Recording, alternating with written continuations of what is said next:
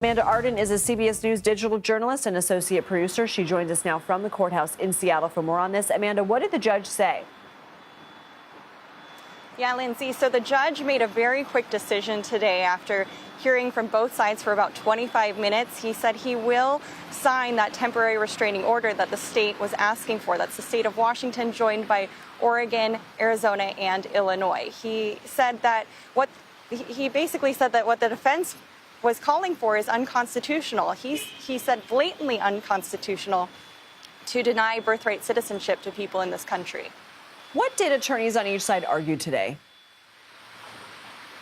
So the state took up first, and they brought that exact thing up, arguing that this executive order is unconstitutional. They said it's a violation of the 14th Amendment, which grants birthright citizenship.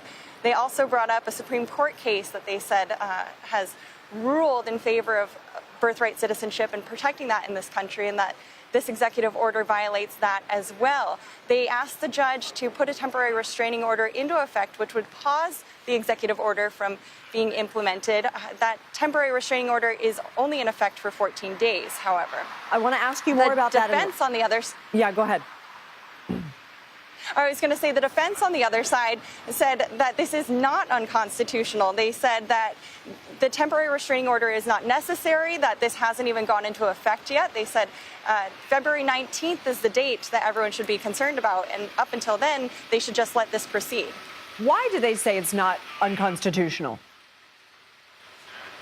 Yeah, so they had their own cases that they were citing, saying that they're able to prove that it's not. However, the judge just wasn't buying it. He asked how this could have gotten past the bar without anybody asking questions or raising an eyebrow. All right, so what happens next? So, like I said, this temporary restraining order is in effect for 14 days. However, the executive order goes into effect on the 19th. That's what the defense was arguing, that this temporary restraining order shouldn't be necessary.